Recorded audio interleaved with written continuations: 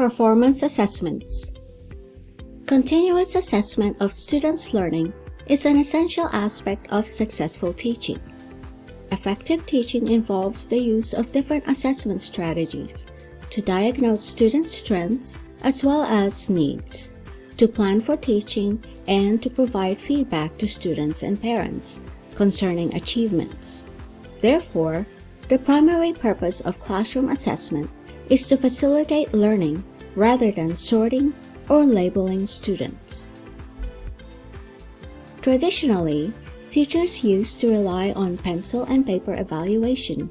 However, recent researchers like Colley 2008 contradict this practice, saying that such assessments do not always reveal what students really know.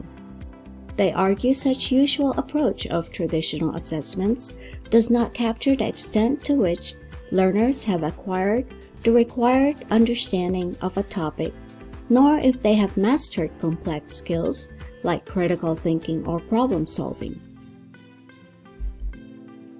These kinds of evaluations do not always reveal what the students really know. Therefore, teaching to the test has become a common practice in schools, narrowing students' potential to low-level skills. In addition, science educators claim that traditional tests cannot sufficiently evaluate students' ability to design and undertake experiments or assess their understanding of scientific concepts. In fact, certain authors claim that these tests can cause high levels of anxiety and lead to losing interest in learning. This has created the need to call for assessment strategy reforms that assess students on scientific reasoning and understanding rather than simply measuring discrete knowledge. Therefore, critical assessment methods were developed, with a preference for performance-based assessment or PBA. Researchers such as Haeckel 1998 and Howell, Brocato, Patterson, and Bridges in 1999 identify performance-based assessment as the focus for education reforms in assessment, curriculum, and instructions. The proponents for this type of assessment claim that PBA is more motivating to students. They provide a model for what teachers should be teaching and students should be learning. PBAs constitute a complex, extended performance that allow for evaluation of both process and product. Moreover, performance-based tasks provide more direct measures of student abilities than multiple-choice items. They are able to assess students' knowledge and skills at deeper levels than traditional assessment approaches, and are better suited to measuring certain skill types such as report writing and critical thinking. PBA also improves student skills by bringing into play complex functions of cognitive processing that require a higher level of thinking for problem solving or the development of options when an individual confronts a new situation.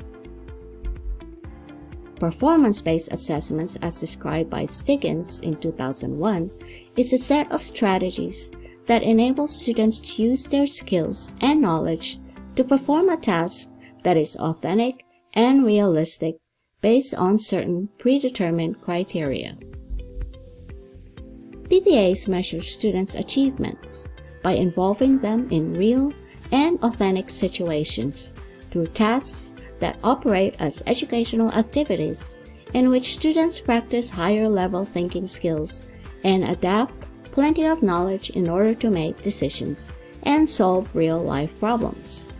This can be the rationale behind the many decision makers are requiring performance-based assessment in the different sectors of education, including science education. Different performance-based assessments include lab reports, presentations of concepts by linking experience with reality, discussions or debates, simulation or role plays, journals, observation reports, group work, projects, research papers, and portfolios. Teachers rarely utilize performance-based assessment. Instead, they heavily depend on tools of traditional assessment as they don't have the experience to use tools of performance-based assessment. The end.